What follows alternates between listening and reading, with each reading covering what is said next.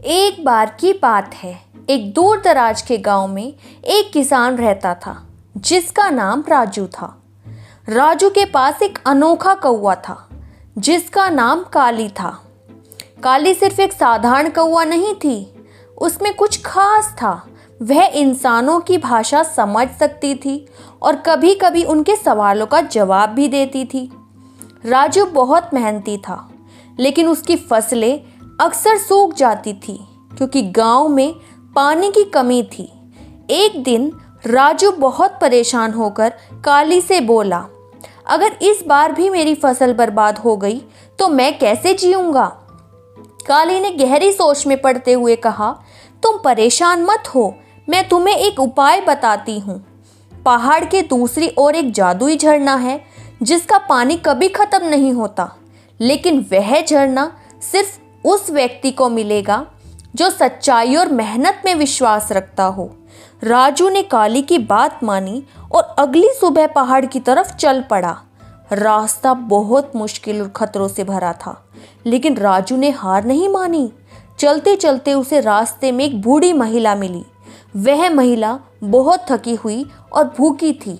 उसने राजू से पानी और खाना मांगा। राजू के पास बहुत कम खाना था, लेकिन उसने अपना बचा हुआ खाना उस बूढ़ी महिला को दे दिया।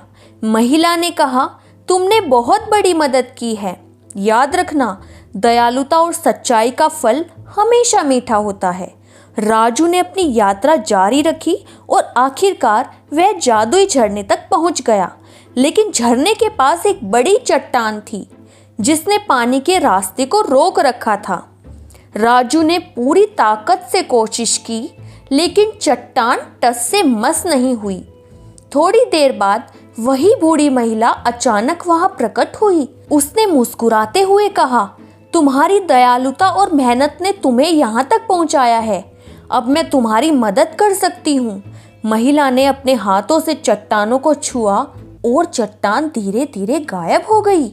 जब बूढ़ी महिला ने चट्टान को गायब कर दिया और झरने का पानी बहने लगा, तभी राजू ने उस झरने से पानी भरा और अपने गांव की ओर चल पड़ा। रास्ते में उसे कई मुश्किलें आई, कभी पहाड़ों से गिरने का डर, तो कभी खतरनाक जंगली जानवरों का सामना करना पड़ा। लेकिन राजू ने हार नहीं मानी। वह जैसे तैसे गांव वापस पहुंचा, लेकिन गांव में आते ही एक नई समस्या खड़ी हो गई। गांव का मुखिया, जो हमेशा राजू से जलता था, उसने कहा, ये जादुई पानी मेरे खेतों में पहले डाला जाएगा क्योंकि मैं इस गांव का नेता हूँ। राजू ने सोचा, अगर मुखिया ने जादुई पानी अपने स्वार्थ के लिए इस्तेमाल किया तो इसका जादू खो जाएगा। उसने काली से सलाह ली। काली ने एक बार फिर कहा, समझदारी से काम लो राजू, इस पानी का असली जादू तब तक ही काम करेगा जब इसे निस्वार्थ भाव से और सबके लिए इस्तेमाल किया जाएगा। राजू ने गांव वालों को इकट्ठा किया और उन्हें सच्चाई बताई। उसने कहा, इस पानी का असली जादू तभी काम करेगा जब इसे पूरे गांव के खेतों में बांटकर इस्तेमाल किया जाएगा। अगर कोई इसे अपने लिए रखेगा तो इसका जादू खत्म हो जाएगा। गांव वाले मान गए और सबने मिलकर जादुई पानी को आपस में बांट लिया। देखते ही देखते पूरे गांव की फसलें हरी भरी हो गई और हर किसी के खेत लहला उठे। लेकिन असली चमत्कार तब हुआ जब अगले साल उस झरने का पानी फिर से बरसात की तरह आसमान से गिरने लगा। यह पानी सिर्फ उन गांव वालों पर गिरा जिन्होंने मिलकर काम किया था और निस्वार्थ भाव से एक दूसरे की मदद की थी। अब गांव में कभी सूखा नहीं पड़ा और सभी खुशी खुशी रहने लगे।